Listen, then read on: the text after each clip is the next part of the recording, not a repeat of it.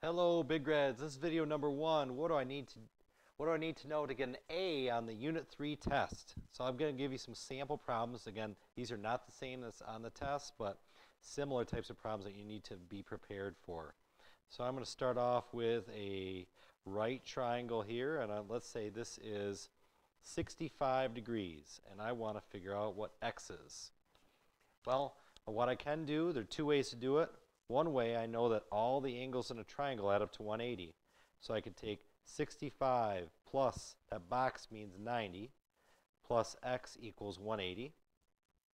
Then I add these two together, so I get 155 plus x equals 180.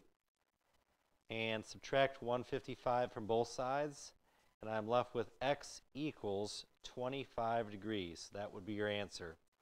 An easier way to do it, you could just take this is 90, so these two angles add up to 90 degrees. You could take 90 minus 65 to get 25. That would also work. All right, here's another example of a problem. Let's say we have two triangles right here. And let's say we have some markings. Let's say these have the same markings. This has the same marking over here.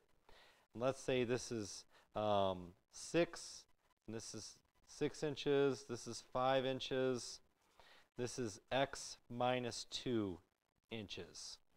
And we want to know how to solve it.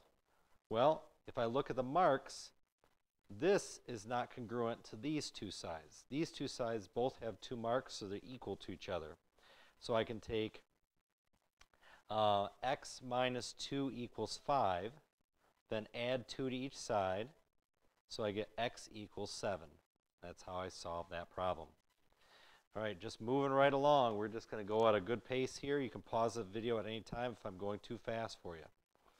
Now, if I have, let's say, a triangle that looks like this, and this is 30 degrees, and I want to find the measure of these two angles right here. Obviously, this is an isosceles triangle because both of these sides are 20, right? And I don't know what these two angles are, but I know that they're congruent. So one thing I could do is I know that all the angles in a triangle add up to 180 degrees. So I can take 180 minus 30, which gives me 150 degrees, right?